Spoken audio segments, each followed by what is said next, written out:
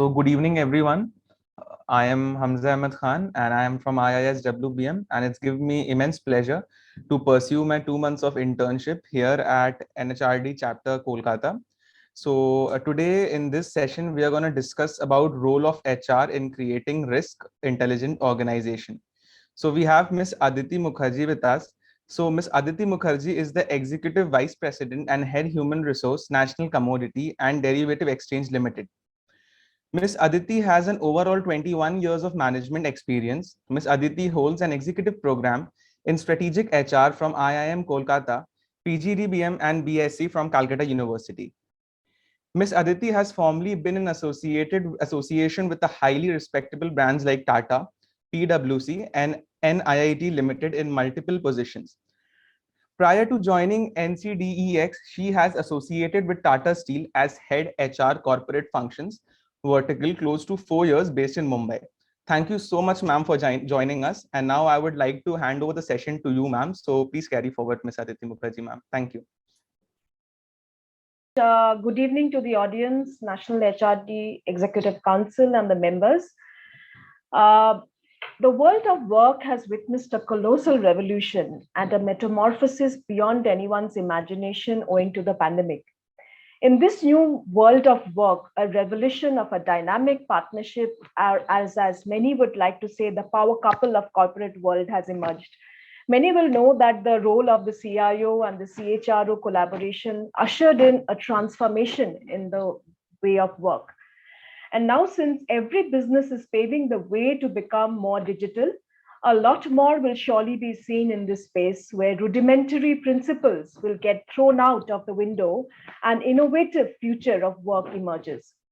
So as we move ahead with this topic, and in this exciting world of automation, cloud technology, digitization, there is a demon, if I may use the word, lurking in the background, and that is cybercrime. I think many of you, the audience here, are very familiar with the world of cybercrimes. There are many news articles that has come out recently, and continues to be one of the most important concern points. Aside from the financial cost of cybercrime, a cyber incident can damage a corporate's reputation, its brand, and the market value. There is a heightened sense of concern about cyber risk and security from regulators.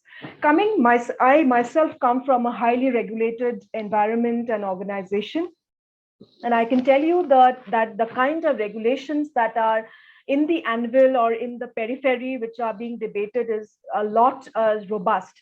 And there is the Department of Telecommunications, the Reserve Bank of India, and the Securities Exchange Board of India. The technology service provider companies, fintech sectors, medical technology sectors, agri-tech sectors are leaving no stone unturned to set up stronger firewalls, intelligent systems, robust stress testing. In fact, many times these companies in even hire ethical hackers to test the system's robustness.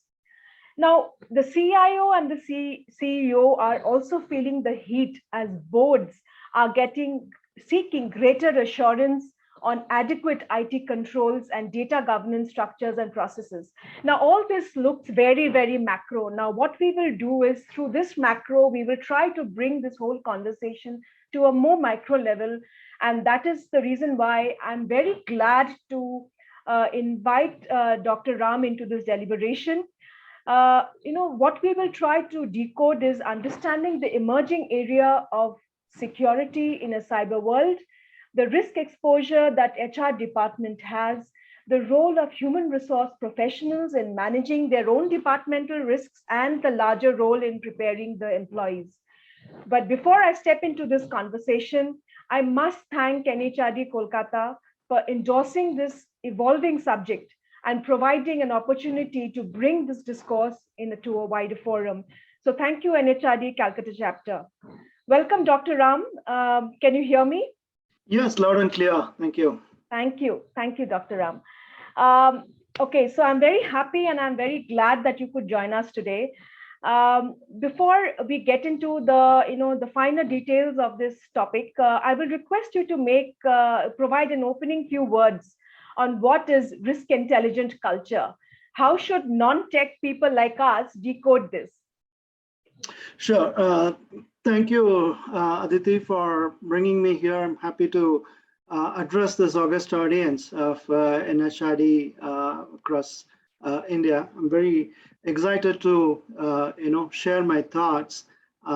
First, let me give a disclaimer. I come here in my personal capacity, not of the organization that I work for. So risk intelligent culture, right? Most organizations have, we all know as HR professionals, that organizations have culture. Risk culture or security culture is a subculture that exists within an organization. That's the attitude, the intent, or the behavior displayed by leadership and employees across the board towards risk and risk management and security topics, right? And most progressive organizations take efforts to have a very structured culture program where they foster and sustain that culture.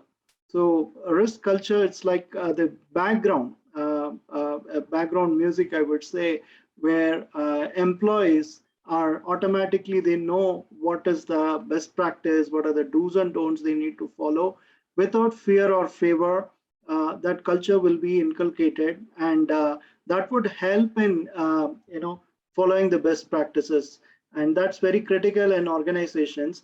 And as you know, most organizations focus more on the technology aspect and the process aspect when it comes to cybersecurity, but people aspect more so from the culture perspective is under focused or underrated. So I think risk intelligent organization is the need of the hour.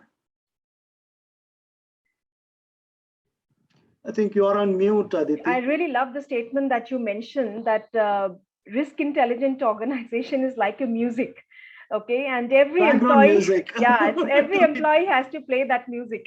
Yeah. Very interesting, aspect that you brought in. And now I bring you back to a question that I had in my mind, and I'm sure many of the people here may have read your credentials. You have a long list of academic credentials. And while reading your profile, I discovered that you have done your PhD and your thesis has been on human elements in cybersecurity.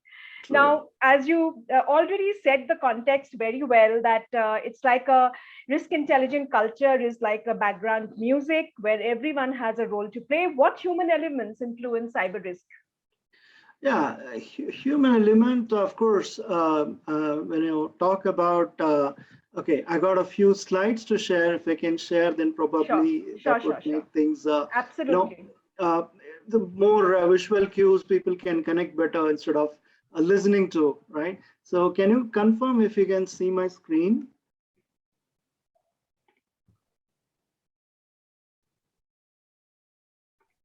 Yeah, can you confirm if you can see my screen? At least I can't. Noted. Okay. Noted. No, sir, it's not visible. Okay. Now take a look. Yes, sir. Yes, sir. Now you can. So today's takeaway is about all these areas. I'm not sure we'll be able to cover everything in the short time we have. So one of the most often repeated quote in security world is people are the weakest link in cybersecurity. And this is by Bruce Schneier. He's a legend in the industry. He's a father of cryptography.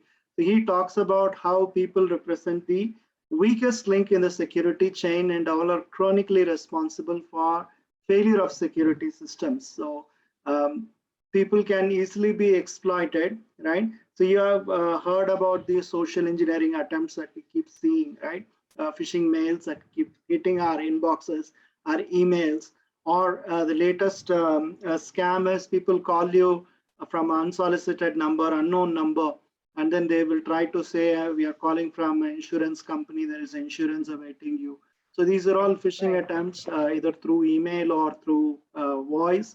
And these exploit, they build a sense of urgency, and they try to make you do things which normally you wouldn't do, often to,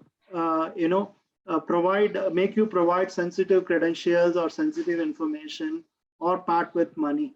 So all the cyber crimes that we keep reading in news, right, hearing in news, all of them are almost, they exploit the human side. So you'll have to be extremely, people have to be sensitized.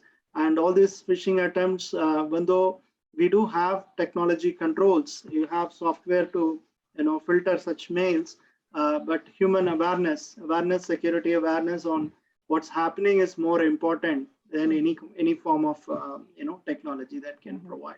Yeah. Yes, Aditi. You want to continue with the human factors? Sure. If we have time, I was just very high level, maybe, because I'm also conscious about the time, but we will need to cover at least the basic part. We'll do that. Sure.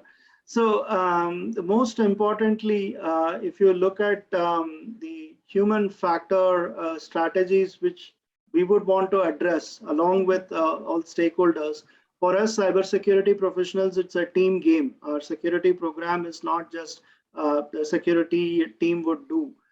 We have to broad base our allies in the organization. So we partner with HR, legal, finance, IT, right, the CIO's organization. And we would want to have a coherent response in addressing this. And human factor is something HR can help security team in championing, right? Cyber workforce development, right? Today we are facing huge, shortage, skill set shortage.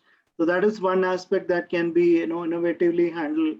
Training and awareness. I'm sure as HR professionals, we know the difference between awareness, training, and education. But most security professionals don't understand. They think it's all the same. So this kind of, value add in terms of, making people know what is what, and planning a security awareness training and education program can be helpful. And today's generation also, the workforce, millennials have come. They're all digital natives. They're born, brought up with technology. And you cannot have a plain, boring, presentation. A slide deck will not help them. You have to make it more fun, more gamified, more rewarding.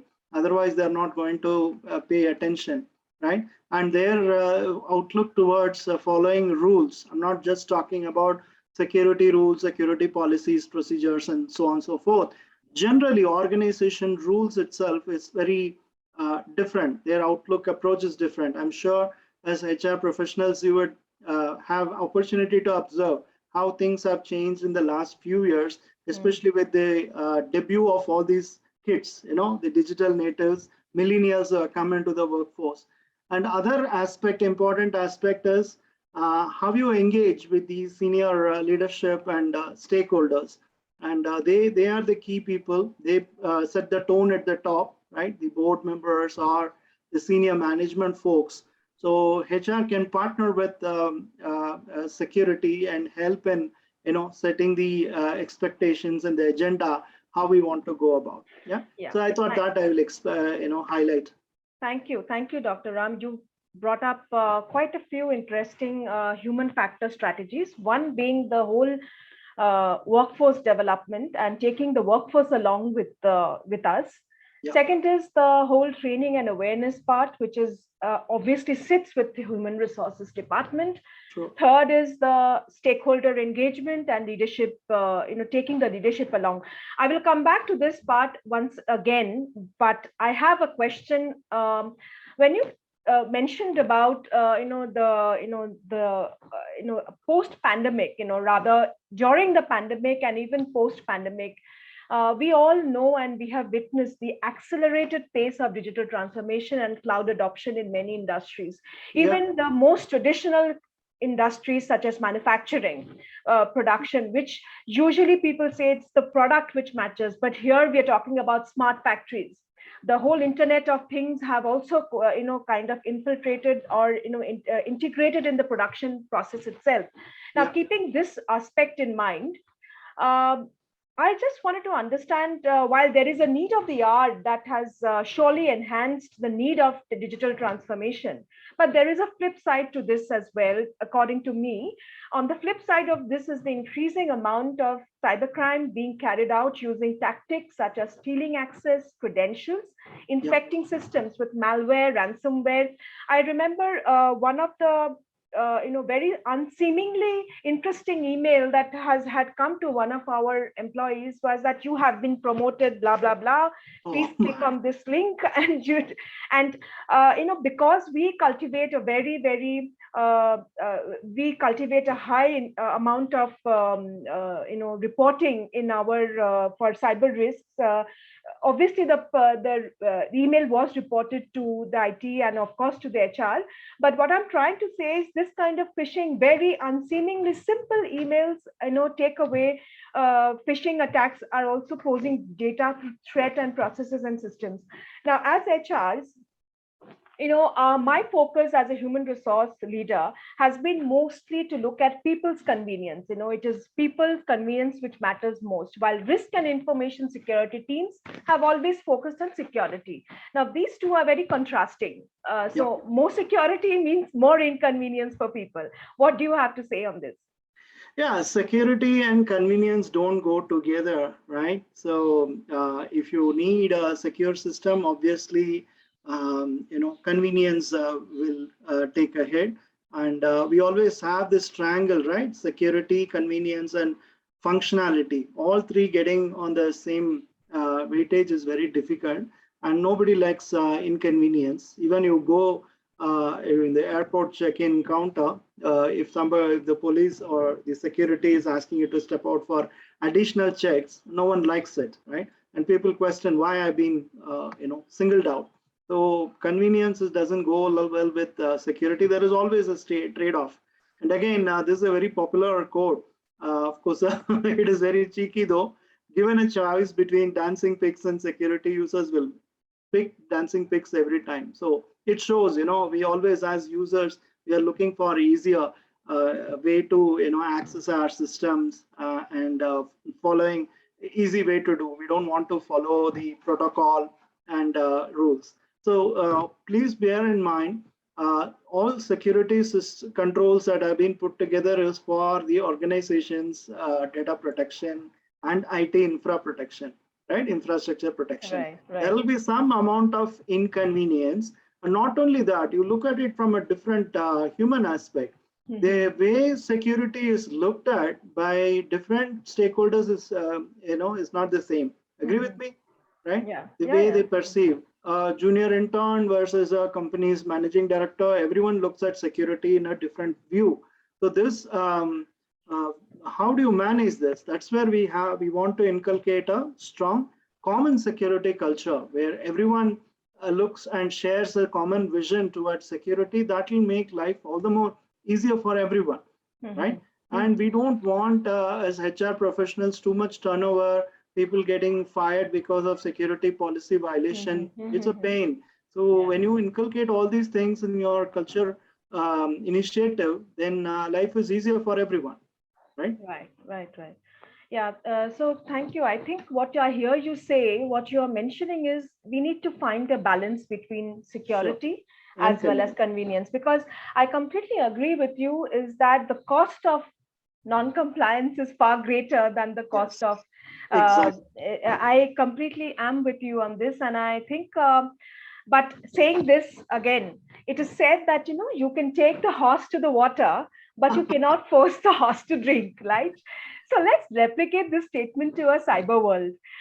Companies set up some people like you who are, such subject matter experts. You set up an impressive firewall system. The security frameworks are robust. Your policies are really solid, but the core is behavior. Now, let me ask you, is driving cyber conscious behaviors amongst employees important today? And if it is there a human firewall that can be protected or created to protect our company data? Of course. As I said earlier, for phishing attempts or any sort of social engineering, there is no way a technology control can be put in place. Though despite multiple vendors available, it is not foolproof in protecting protecting the employees from falling prey to it. The only way is building a human firewall for protecting against all these threats. So that's where the culture makes a key contribution. The starting point is your security awareness and training program. So always use this acronym called Train First, stands for frequent, interesting, refreshing, situational, and timely.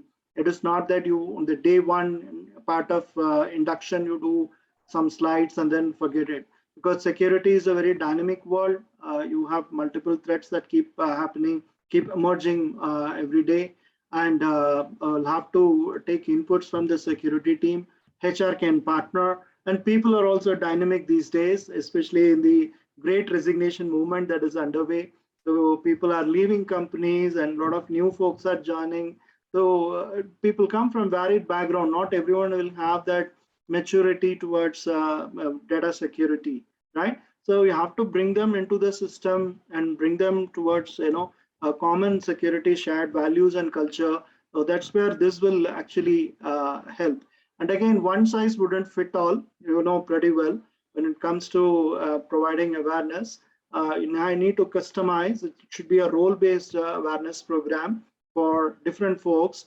Physical security would be different from general users, from front office folks, from IT and technical folks, people in the plant, and of course the board and the C-suite. They are a different ballgame altogether. But many senior folks, especially who are approving our budget, they won't understand, or they fail to understand why I need to spend so much money on training. So if training is expensive, then try ignorance. Because of people are not trained, we have come across cases where sensitive data has been breached, credentials have been exposed, and we have phishing emails. Was ransomware. You must have heard about this term ransomware, where malicious software like a virus. It's a kind of a very, very lethal virus that actually encrypts your data, locks your system, and then flashes a message stating unless you pay so much money, like it ransoms your data and your IT infra. Unless you pay this money, that too through some Bitcoin, some cryptocurrency, you'll not be able to access your systems. So in 2020, I'm not sure how many of you are aware or you were noticing the news or following the news on this. One of the largest IT service companies in India underwent a major ransomware attack. It has possibly come through a phishing attempt like this, phishing email.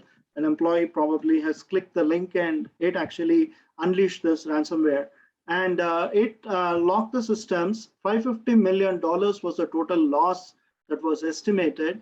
And because of that, they lost their competitive advantage in winning contracts because they were not very sure that they will be able to fulfill the client's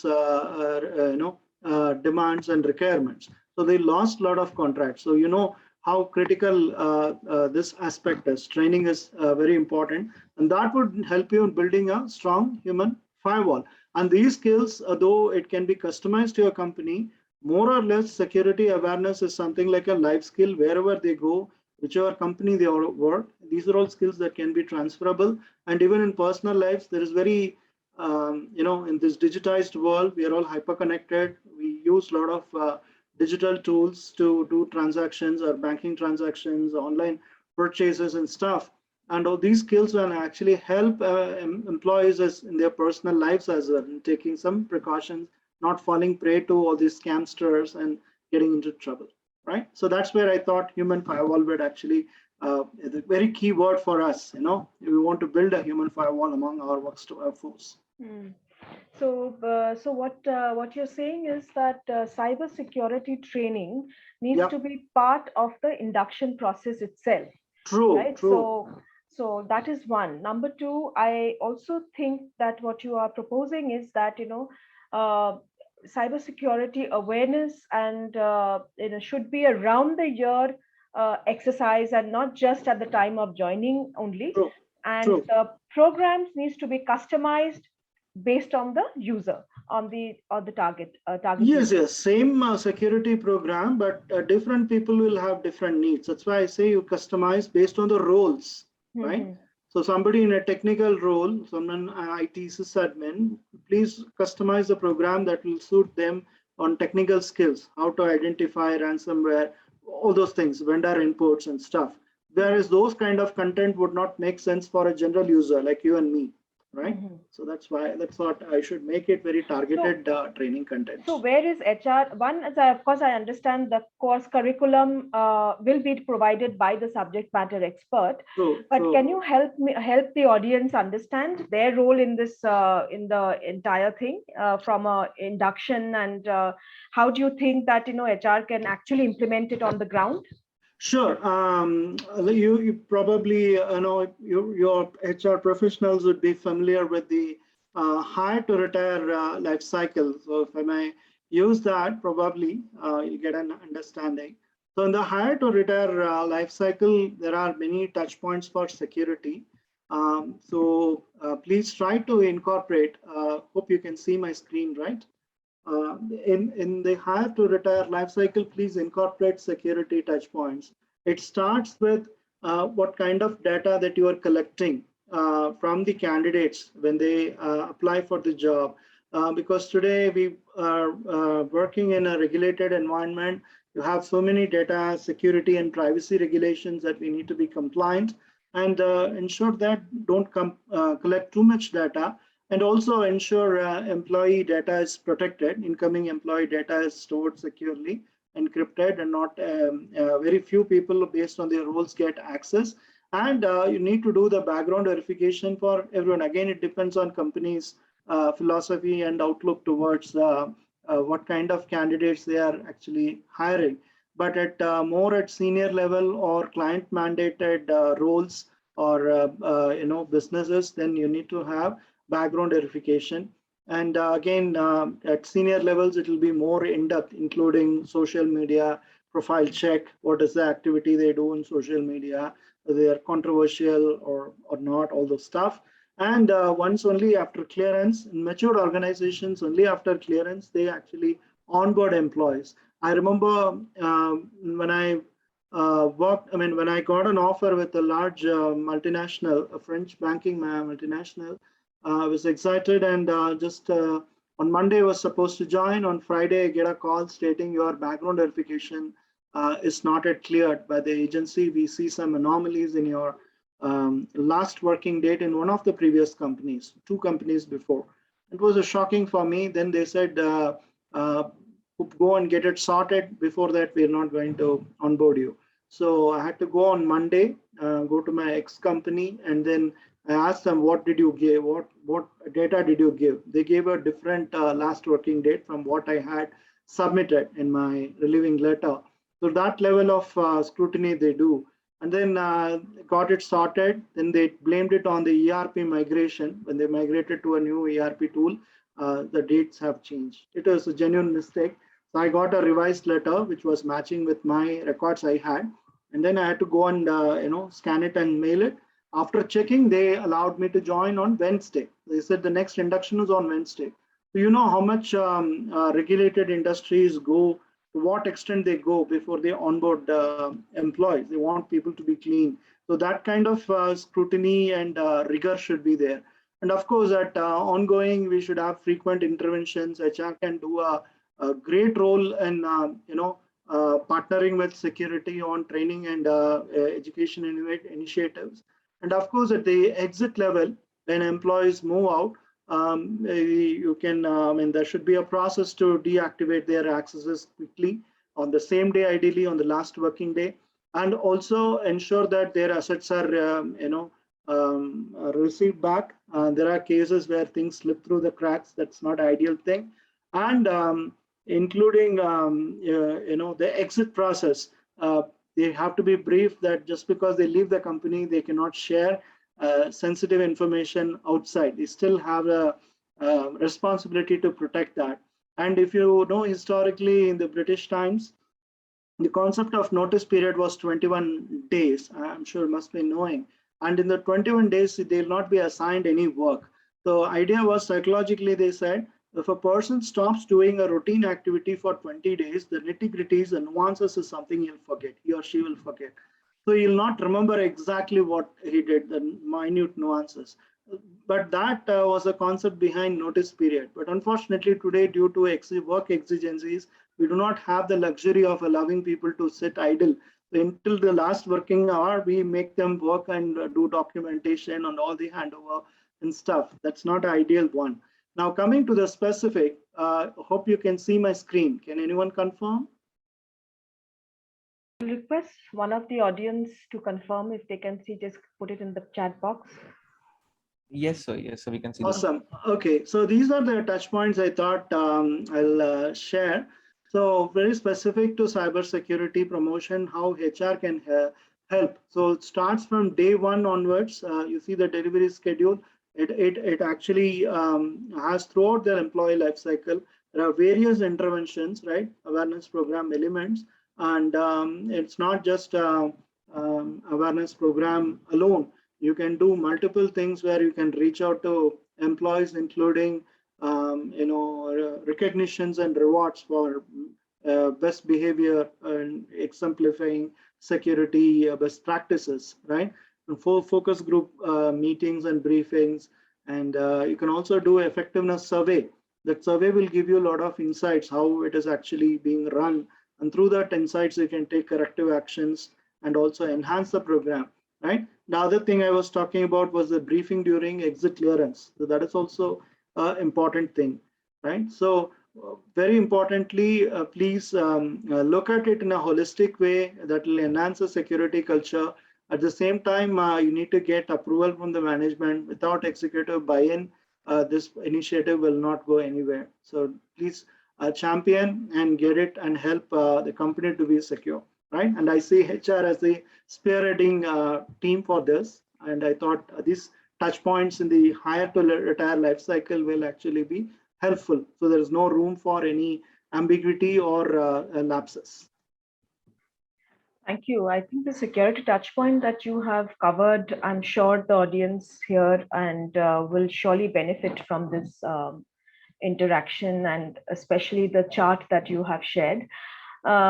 Just to take this a little further, in the entire hire to retire life cycle, human resources departments have started outsourcing a lot of the activities. They appoint and engage. We appoint and engage multiple external vendors to support us in various of these processes that you kind of listed down, and these such as third party background verification agencies, recruitment firms, we have medical insurance providers, we have biometric scanners for attendance record keeping, we have external vendors supporting us in leadership assessment centers. I mean, in every step of the life cycle, we have engaged with third party service partners.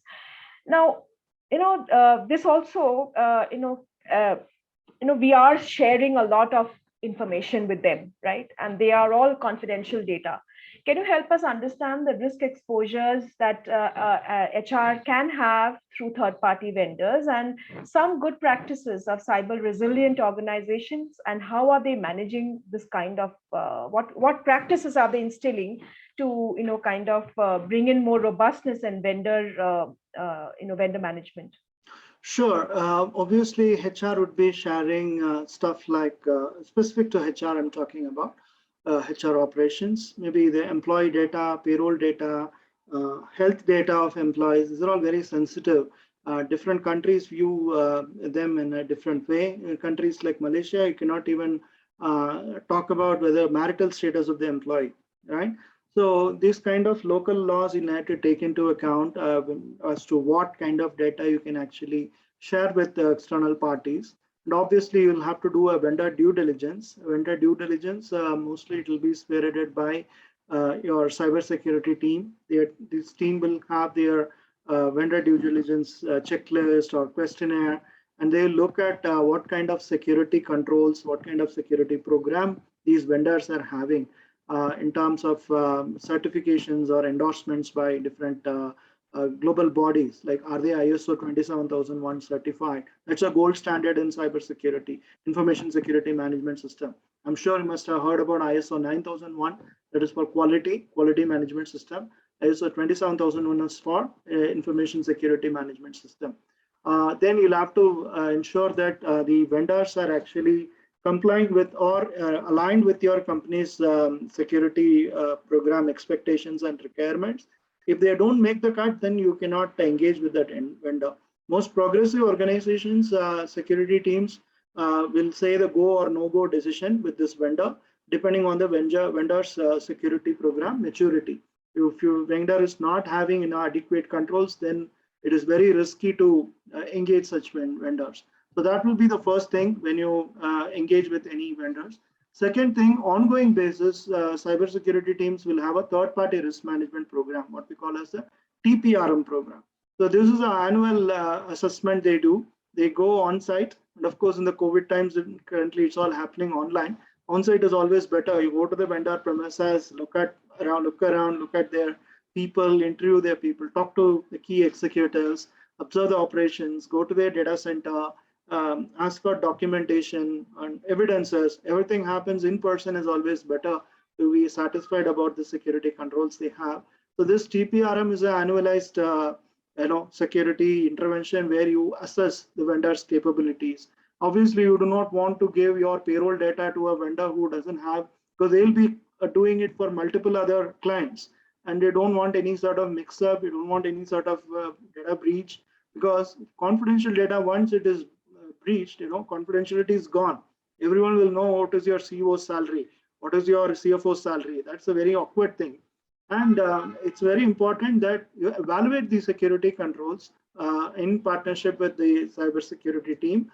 And then any anomalies they found, any major risk they found, has to be remediated as early as possible. Again, depending on their the gravity of the risk. We normally categorize them as high, medium, low, right? And other important thing is what sort of incident management procedures they have. So in case there is a data breach or a cyber attack at the vendor level, you need to have it in your master service agreement along with your SLA. You'll have to have a security and privacy clauses, that all those security privacy clauses, your legal compliance team along with cybersecurity team can help in drafting those clauses, which will primarily talk about within how many hours they need to notify you as you are the primary client, and what sort of interventions you will do immediately. They need to provide you inputs, updates about what's a breach or incident that happened, what is the gravity of the situation, what kind of data has been impacted, and also you also have a right to go and audit them post that incident, whether they have remediated everything, any damages. All those things will be part of your security clauses in your master service agreement. So that is something you need to keep in mind when you deal with vendors. And any vendor who's very shady or not cooperative with the security program or the controls, because most vendors, if they are progressive, definitely they will invest. Otherwise, they will not like to invest money, effort, and resources in building a security program. So please be careful. And the other thing is, if the vendor is using cloud for storing your data, then you need to have a technical assessment on the cloud technology they are using and what sort of controls they have. Okay, you cannot go with vendors who cut costs and try to save some bucks. You have to be very clear with vendors about their security maturity. Yeah. Okay, so while I hear you say that there are first starts with the legal drafting of the HR teams should be very careful about the clauses that are incorporated in the legal agreement. Okay. Yes. Second is you're saying that the NDA should be part of the contracting process. Confidentiality agreement or non-disclosure agreement, that also will be part of it. So in your NDA, you will have all these clauses. Yeah. Correct. Third is, see, one of the things that in our organization we do, our legal draft or legal contract that we get into with vendors are also vetted by the CISO. So, which is again one step that we ensure that no clause is left uncovered. Okay. So, but saying this, one of the things that I'm always in conflict with myself, as well as I'm sure many organizations and my HR fraternity here will agree with me. there's always a budget constraint. Okay, the more investment a vendor does on IT controls, the more expensive their product is, right? And sometimes we always go for the easy way out because we also have a budget constraints. We have to keep in mind that we have a kitty that we can operate with. You want to send a little bit on what should be the absolute essential critical ones, and which cannot be negotiated upon, and the some things which can be in the periphery and good to have. Of course, most vendors or service providers are small-time players, or even they could not afford to spend money on cybersecurity stack, technology stack. They will not have the luxury to hire folks and stuff. But what is more important is, apart from these things, whether they have an independent security team is, how their security is being managed, their IT security is being managed.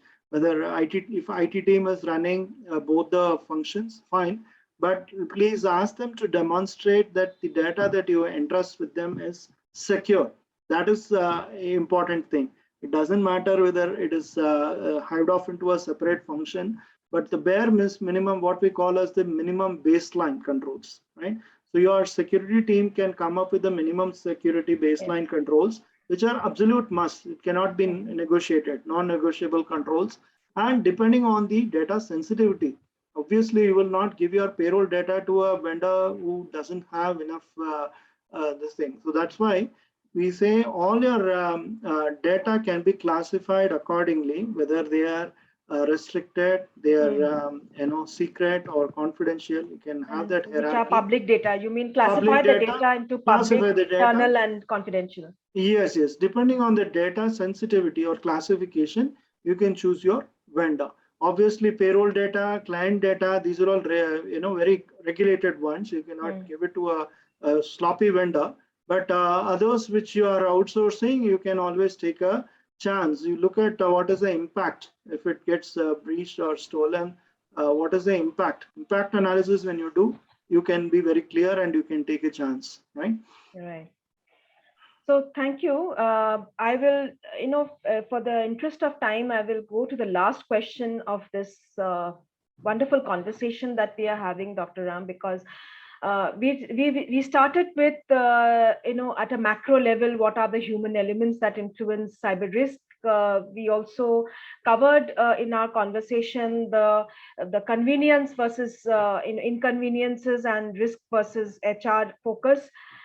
We also covered the cyber conscious behaviors and certain human firewalls that HR can build in and support, and the CIO or the CISO to collaborate on. Very importantly, we also covered the hire to retire life cycle and the various HR processes, and which can expose the HR department to various cyber risks. And we covered the vendor management and how the third party should be onboarded. But linked to this, I have a question. The human resources team are holding with them massive amount of sensitive personal data. Like, for example, the personal identifiable information such as date of birth, the PAN card, the Aadhaar card, contact details, residential address, work and education history, medical history, disciplinary details, salary information, so many. Now, I mean, I'm looking at this. When I look at this, it is we are the taker of data, we store data, we disseminate data. So data is primary to us, and with more and more people analytics coming into the picture, what key takeaways would you like to give to the audience on the protection of personal data? Any laws that are around it? Because HR professionals mostly focus on labor laws, but there are IT laws also, like, for example, the data protection bill, the Aadhaar or the authentication regulation, and of course the GDPR. Would you like to give some takeaway to this audience? Sure, because it's a legal and privacy, data privacy, I think I should share my few slides around this that will make things clear. Here is a slide that talks about the privacy laws around the world, and privacy laws are evolving across the world. In India, currently we have the data protection bill. It's no longer personal data alone. They expanded the scope, and across the world you have multiple laws, right? The most prominent being GDPR in the EU, right? The European Union, and of course you have CCPA for California, and in India it's still the data protection bill. And for folks who are interested about what kind of the regulation enforcement in terms of how robust or heavy it is, this slide will give you an idea. And in India, this bill is still in the form of a bill. It is not yet passed in the parliament. We are awaiting parliament nod. Only when it passes in the parliament, it becomes an act, as you know. So once the act comes into force, we look forward to it to be a game changer, right? And very quickly, here is this link. I'm sure post this session, this slide deck would be shared with you guys. You can take a look. This is an interactive site from this UNCTAD, and you can actually take a look at the maturity level or what's the level of data privacy legislation in different countries across the world, right? And most importantly, GDPR is the benchmark today for data privacy. This is very specific to the EU region, but doesn't mean you process EU data in India, it will not apply. It's not like that. If you're processing EU resident data sitting in India, still you come under the ambit of GDPR. Okay, GDPR stands for General Data Protection Regulation. This came into force in 2018, and a lot many things have changed with regard to handling customer data, consumer data. It primarily empowers customers or consumers as to how their data is being used by companies. So something similar in India is being planned, and it is taking time. So as far as HR is concerned, there are 4 key clauses in GDPR that HR needs to comply with. Of course, you have tools today like OneTrust and other tools that you can take advantage for managing this privacy life cycle. So one of the key requirements in GDPR is the right to rectify. Sometimes your customers could be your employees also, or employees could be customers, okay, the other way around. So you suppose you work for a multinational telecom company. The telecom company is headquartered in Paris, right? It's a European company being in France. And employee can also be a customer of this telecom company, and you are the HR head, right? I'm just using a very easy to understand example. So an employee can use the SIM card of this company for telecom purpose, and he is also an employee as well as a customer. So he can actually ask for right to rectify his details, right? His address is wrong or his other details are wrong, or right to forget. He is no longer your customer. He's an employee, but he's not customer. Or data portability, is porting the data from one network to another. Then he can put a request for porting the data. So they can also ask you what kind of data you're holding about me. So you have to provide such data. And they can also object to their data being processed. Any unlawful processing is not allowed. And if the employee suspects that you are processing the data without his knowledge or consent, that also can be sort of bother, right? So GDPR actually has multiple touch points, for HR as well. So we talked about third-party vendor contracts already. We talked about rights of employees. And this DPO, Data Protection Officer, is a new role that has emerged with the passing of the GDPR into regulation. So since 2018, organizations across Europe have hired a new resource called DPO. This person is the liaison point between the regulatory authority and the company for GDPR implementation and subsequent related processes, right? And employees have to be informed. They have a right to be informed as far as their data is concerned, what is happening. So in case there is a data breach involving employee data, the company is bound by the regulations to inform the employees that this incident happened, and for everything there is a time limit within 72 hours, need to inform, right? Personal data collection also, you have to get a consent from the employee, explicit consent, not something implicit. How many times have we gone to, I'm just giving a different example. You try to download a nice white paper or a survey report in the internet, and they ask you for personal details, your name, your phone number, your email ID, and your company, your industry sector. And then unless you click that checkbox which says I agree to send, receive email newsletters, and worst case could be we reserve the right to share your coordinates with our partners, marketing partners. Unless you check that checkbox, you will not be able to hit the submit button and download. That is coercive. They coerce you to click the checkbox. Unless you check it, the button will not be enabled. So that is coercive. But whereas as per GDPR, it has to be free will. You cannot coerce anyone without any conditions, right? So that is very important. And of course, video surveillance and all is very, very sensitive in EU, and of course in the US. You cannot have your CCTV camera focused at employee, right? In the name of security, physical security, only at exit points and entry points, you can have the CCTV focus, not at the workstations, right? All of this. And of course, GDPR has many other rules that you'll have to get familiar. So please sign up if your company is coming under GDPR. I'm sure you would have undergone awareness training. That is important. Now, similar to GDPR, we have the PDP, DPB bill. Earlier, it was called PDP bill. That was in 2019. The original draft was developed by Justice B.N. Sri Krishna in the year 2018. In 2014, there was a landmark case which said that Supreme Court said privacy is a fundamental right of citizens. That was a landmark, game-changing, judgment.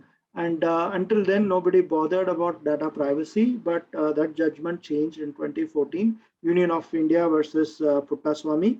So after that, the government of India set up this commission headed by Justice B.N. Sri Krishna. He submitted a draft legislation bill called the Personal Data Protection Bill in 2018. That got revised in 2019. And again, people were not happy with the when it was put up for public review. And in 2021, between then and now, there was a joint parliamentary committee that was set up by the government, and that JPC drafted the data protection bill. They expanded the scope. They said it is not just personal data, but all kinds of data which is confidential and sensitive, right? And they define personal data as anything which has got to do with your all these things, your name, your information, characteristic traits, attributes, and also which can identify an individual, financial data, biometrics. Today we use a lot of the biometrics, right? Not just for Aadhaar, even for access sensitive areas like data centers, server rooms. We enabled biometric, iris scan or fingerprint. And data about sensitive info like caste and religious, political beliefs.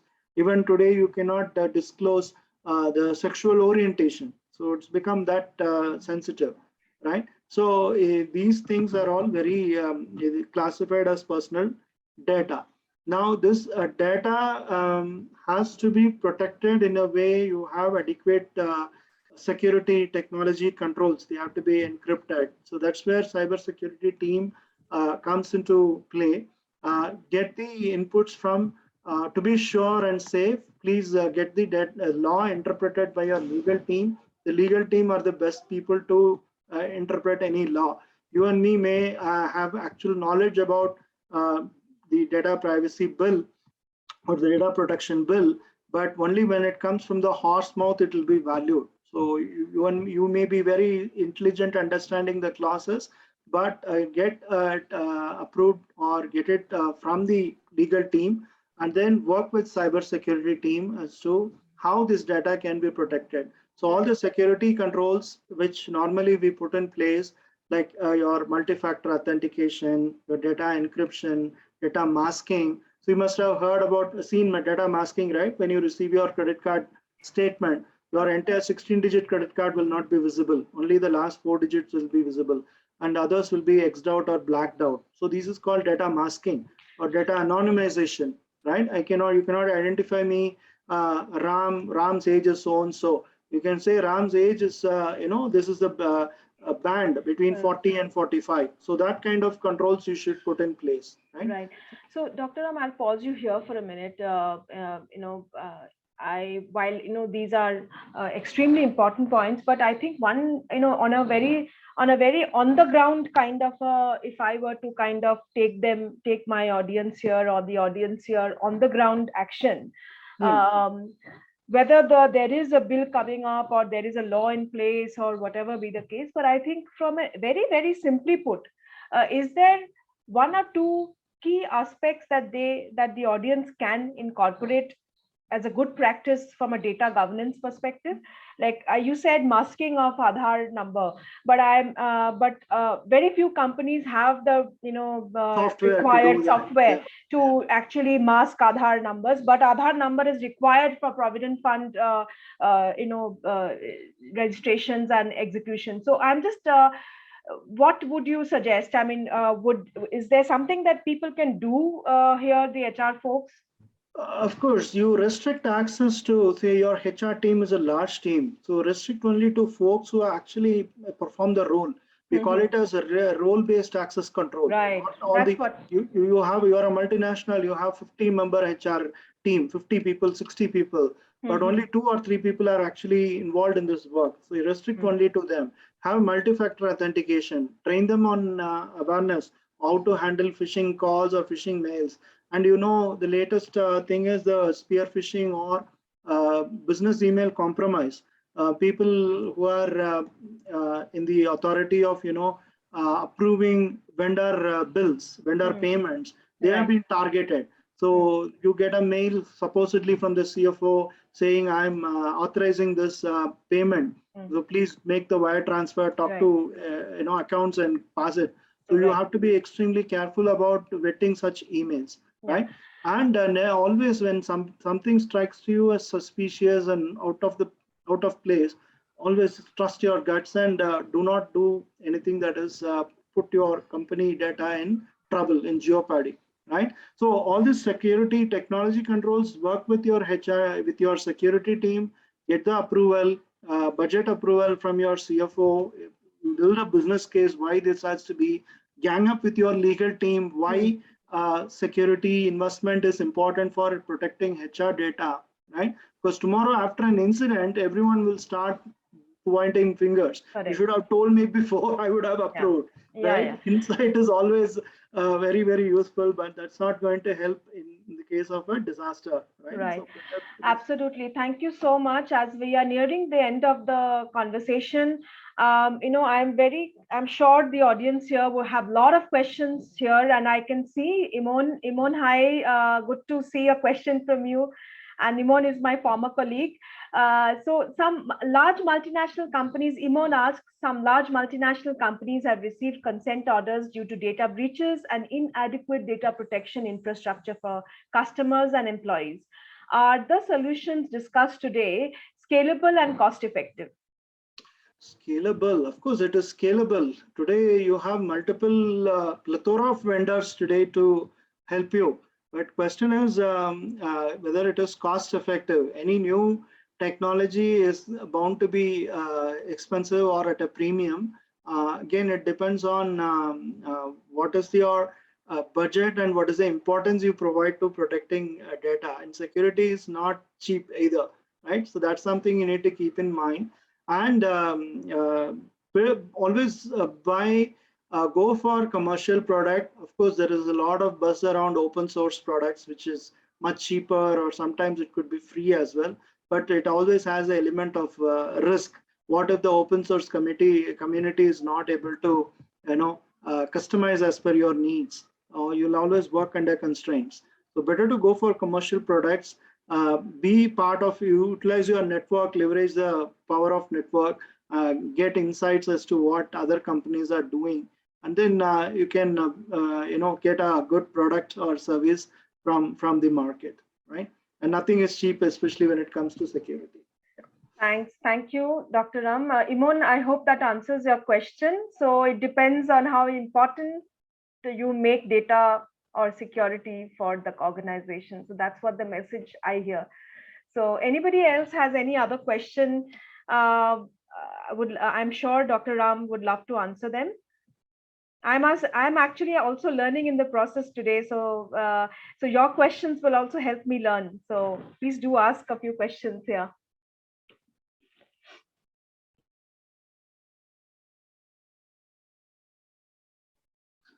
Cool. I think people don't have any questions anymore. I'll be happy to answer if you can reach out to me separately as well. No issues. My credentials are, I mean, my coordinates are with Aditi. She can pass on.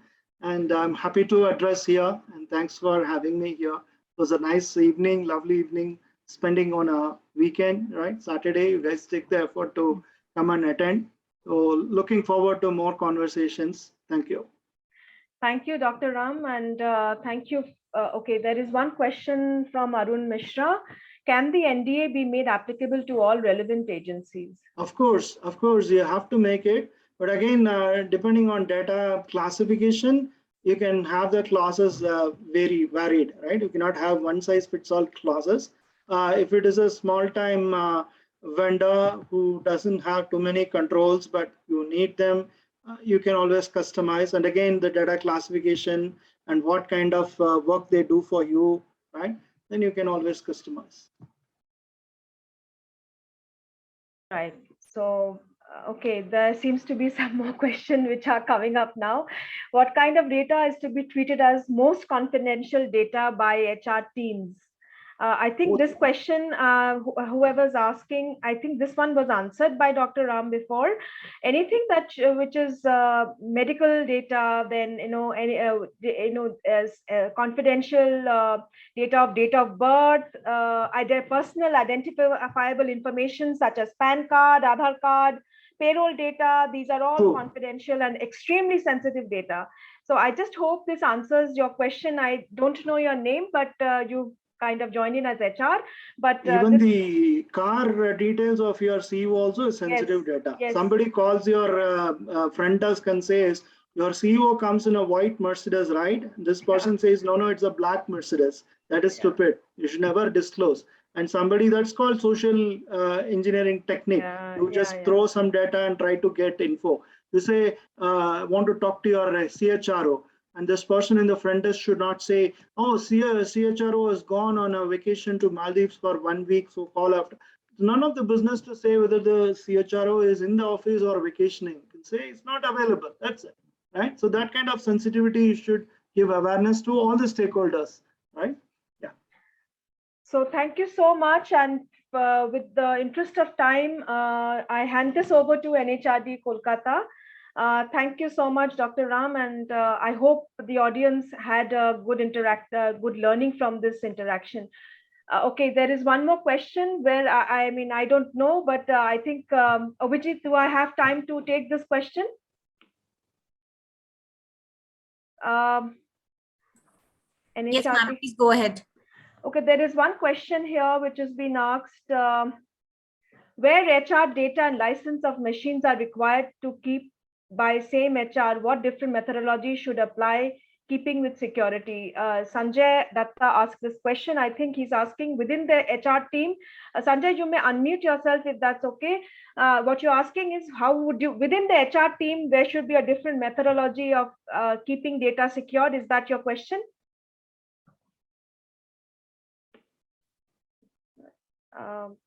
Okay, let me try to answer. Yes, that's what he's asking. So within HR teams itself, what method should we apply? I think that question had also been answered by Dr. Ram through data classification and password protection, but over to you.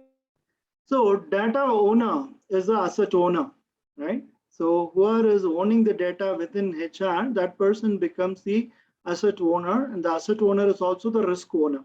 In matured organizations, you will have three lines of defense. It comes from the audit, financial audit world, lines of defense, right? First line, second line, and third line.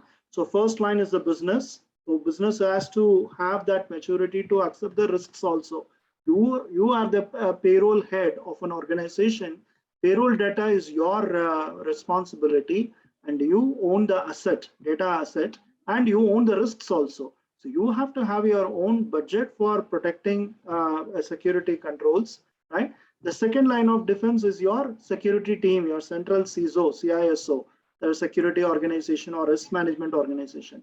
Third line of defense is your internal audit and your external audit. So keep these three things in mind. Only very large and matured organizations have this distinction. Otherwise, this distinction doesn't work in most small and medium-sized organizations. So point is, in one word, if you own the data, you are the asset owner and data owner. And if you are the data owner, then risk is also yours, not the CISO organization or the security organization. They can only guide you, help you, and take you down the path. But you have to have the budget and have the controls. Right? Absolutely, I completely agree with you, because ultimately you are the HR is the one who's collecting all this information. True. So one last question I see, Vishwaroop, can HR data be checked by IT without consent from HR personnel? No, they should not. That if they are checking means they are violating the internal controls. Please tighten your controls. They have no business looking at it. Just because you and me work in the same organization doesn't mean I can look at your data and you can look at my data, right? That's what we call role-based access control. And we talk closely about the joiners, movers, leavers, JML. So people keep moving across departments, right? From this department to different department or process. The moment they move, you have to cut the access. Please deactivate the access, deprovision, provide new access.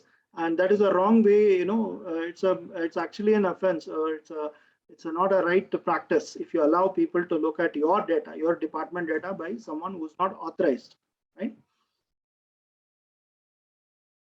Did that answer? I hope that answers, Vishwaroop, your question.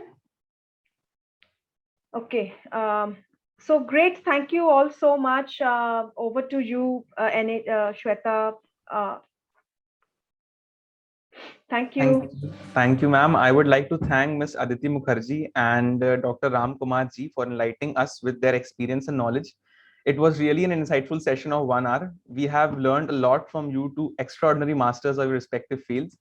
This session helped us in clearing various myths we have with respect to cybersecurity and management activities, and also gave us a different point of view towards various topics.